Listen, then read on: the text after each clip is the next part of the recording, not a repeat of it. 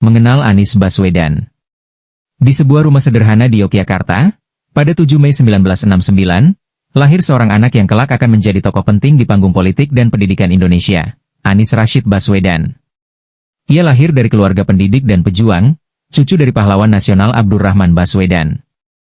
Darah intelektual dan idealisme mengalir deras sejak dini dalam nadinya. Sejak kecil, Anies sudah terbiasa berdiskusi di meja makan, tentang bangsa, keadilan, dan masa depan Indonesia.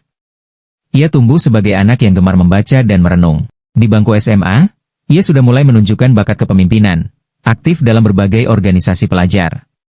Ia melanjutkan pendidikan ke Fakultas Ekonomi Universitas Gadjah Mada, lalu meraih beasiswa ke Amerika Serikat dan menjadi doktor di bidang politik dari Northern Illinois University.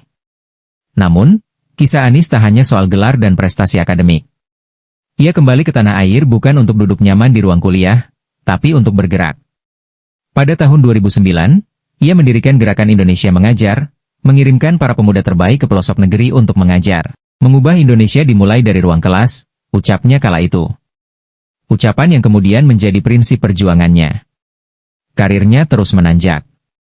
Pada tahun 2014, ia dipercaya menjadi Menteri Pendidikan dan Kebudayaan oleh Presiden Joko Widodo. Meski masa jabatannya singkat, ia menanamkan benih perubahan dalam sistem pendidikan, salah satunya dengan Gerakan Literasi Nasional. Namun panggungnya belum selesai. Pada 2017, Anies mencalonkan diri sebagai Gubernur DKI Jakarta. Melalui jalan yang penuh lika-liku dan dinamika politik, ia berhasil terpilih. Di kursi Jakarta 1, Anies dikenal dengan gaya kepemimpinan yang komunikatif dan berbasis gagasan. Ia membangun trotoar, membuka ruang-ruang publik yang inklusif, dan menghadirkan transportasi yang terintegrasi. Ia ingin Jakarta tak hanya maju, tapi setara untuk semua. Anies dikenal bukan hanya sebagai birokrat, tapi juga sebagai orator yang kuat. Kata-katanya menggugah, pikirannya tajam, dan visinya jelas, keadilan sosial. Ia menyebut dirinya bukan sekadar pemimpin, tapi pelayan.